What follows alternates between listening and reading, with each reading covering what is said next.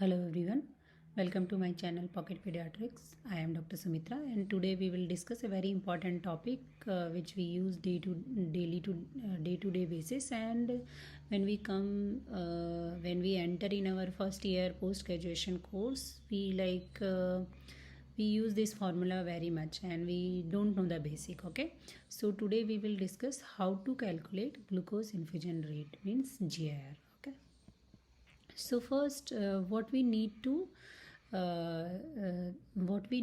calculate GR. So first we need how much GR you want to give, like 6, 8, 10, 12, 14 and more than that. And second you need to know baby weight, and third is fluid infusion rate, how much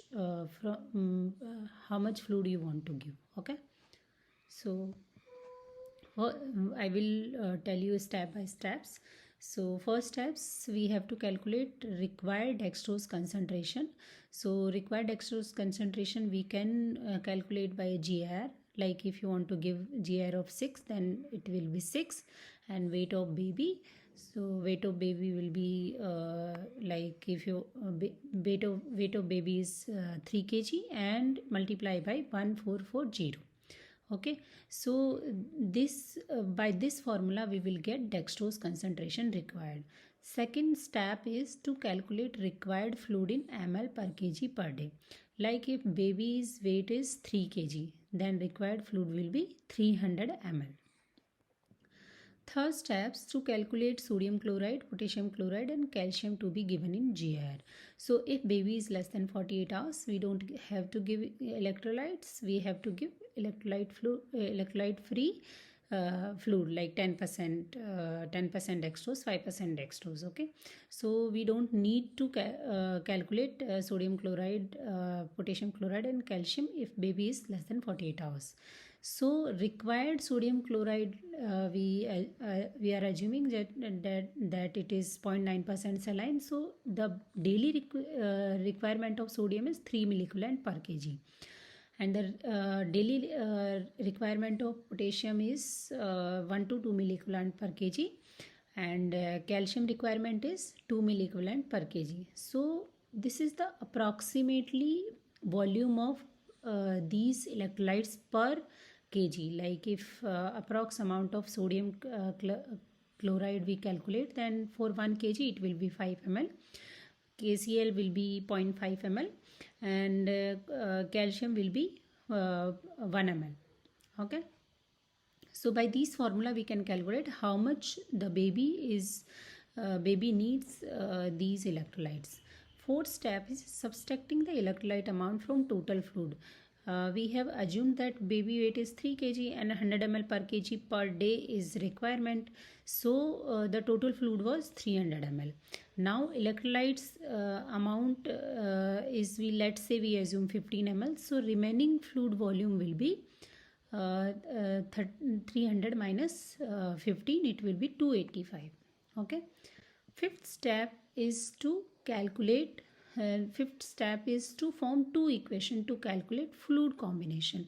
So this is the most difficult steps, because we want to calculate the combination of fluids. If you want to give 5% or 10%, if you want to give only 10%, if you want to give 20% or 50%. Okay, so let's say if we use 5% or 10% dextrose, so X will be amount of 5%, Y will be amount of 10%. So first equation will be X plus Y is equal to remaining fluid, which we have calculated was 285 for 3 kg baby and 100 ml per kg weight per kg per day fluid requirement. And equation 2 will be 50x, 5% dextrose is equal 50x, and 10% dextrose ka 100y is equal to required dextrose concentration. So let's take an example. Okay, by which I will explain the next step. Next step is subtracting equation 1 from equation 2. So we have given this formula like 50 equation. We have formed this equation 2 which was 50x plus 100y is equal to dextrose concentration. So I have calculated this dextrose concentration for the baby of 3 kg with the GIR of 6. So it was 25920. Then second equation was x plus y is equal to remaining fluid, which was 285 after deducting the electrolytes volume. Now we equalize equation. To multiply first equation, this was our first equation, by 50 or 100. If we multiply by 100 and the below value will be more than above, then we have to multiply by 50. Okay, so I have already multiplied by 50. So it will be 50x plus 100y is equal to 25,900, and second equation is 50x plus 50y. So the x will be cancelled, okay, and the it will be remaining the 50y is equal to the after subtracting this value. So this will give us the y. Okay, how can you calculate x? The x can be calculated by subtracting the y from the total fluid requirement. What was total fluid requirement in our example? It was 285. So we deduct amount of y from the 285, then we will get x.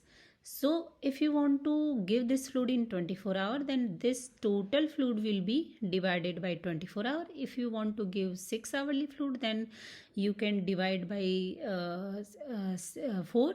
And if you want to 6, and if you want to give this fluid 8 hourly, then you can divide this total amount of fluid by 3.